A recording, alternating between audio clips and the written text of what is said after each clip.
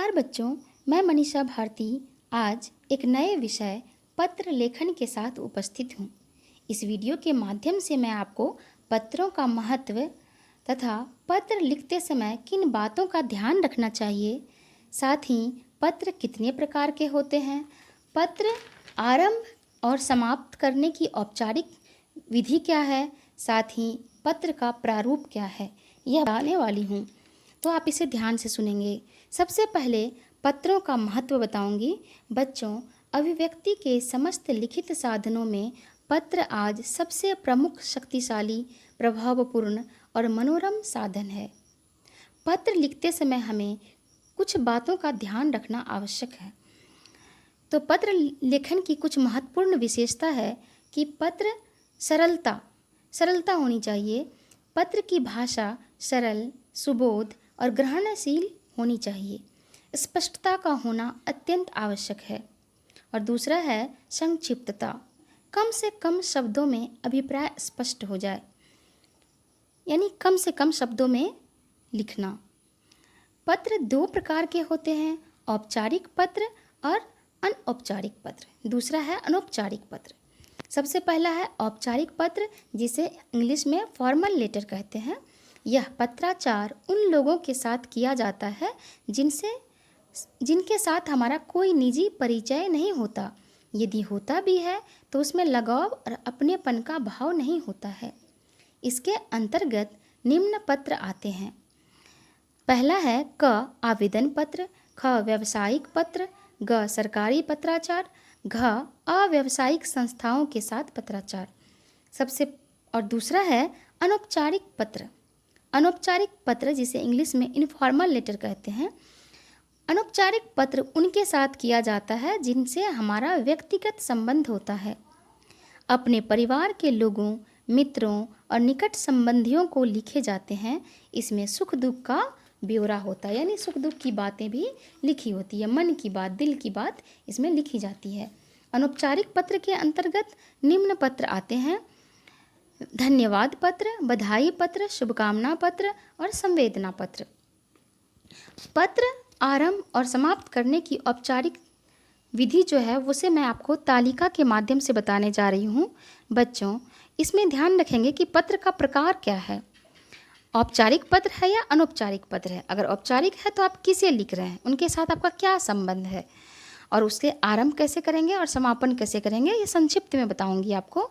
व्यक्तिगत पत्र में जैसे आपने माता पिता, बड़े भाई बहन तथा संबंधियों को लिखा है, तो चूँकि ये खून संबंधित रिश्ते हैं, इनके साथ हमारा ब्लड रिलेशन होता है, इसलिए इन्हें हम आदरणीय, पूजनीय, पूज्य, अगर माता है तो पूज्या, परम पूज्या या परम पूज्य और श्रद्धेय, ऐसे आरंभ करते हैं पत्र को। समापन करेंगे आपका स्नेही, स्नेह भाजन, कृपा पात्र, स्नेहाकांक्षी, आपका सदैव आज्ञाकारी। अगर पत्र मित्र अथवा सहपाठी को लिखेंगे तो प्रिय मित्र, मित्रवर, प्रिय बंधु, बंधुवर, ऐसे संबोधित करेंगे। और समापन करेंगे तुम्हारा अपना ही, अभिन्न हृदय, चिरस्नेही। इसी प्रकार अगर हम अनौपचारिक पत्र लिखते हैं तो उसमें अगर व्यावसायिक पत्र है, पुस्तक विक्रेता को लिख रहे हैं, बैंक मैनेजर या अन्य व्यापारी को, तो लिखेंगे महोदय। आरंभ करेंगे महोदय, प्रिय महोदय, माननीय महोदय, प्रबंधक महोदय। और समापन करेंगे भवदीय, निवेदक, आपका विश्वासी। उसी प्रकार अगर आवेदन पत्र लिखते हैं प्रधानाचार्य को, तो लिखेंगे श्रीमान, महोदय, और अंत करेंगे प्रार्थी, भवदीय, आपका आज्ञाकारी।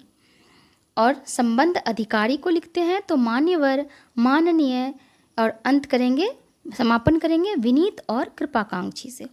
इसी प्रकार पत्र अगर किसी कार्यालय यानी ऑफिस में लिखते हैं तो संपादक को अगर लिख रहे हैं, नगर निगम अधिकारी को, केंद्रीय मंत्री, रेलवे अधीक्षक, पोस्ट मास्टर को, तो आरंभ करेंगे आदरणीय संपादक जी, महोदय, मान्यवर महोदय, मान्य महोदय, और समापन करेंगे भवदीय, प्रार्थी, कृपाकांक्षी, निवेदक और विनीत।